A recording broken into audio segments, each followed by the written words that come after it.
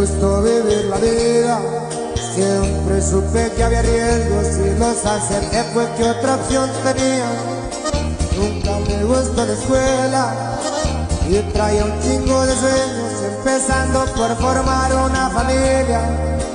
Alegre y enamorado, por todo el mundo apreciado, no tenía enemigos ni los conocía.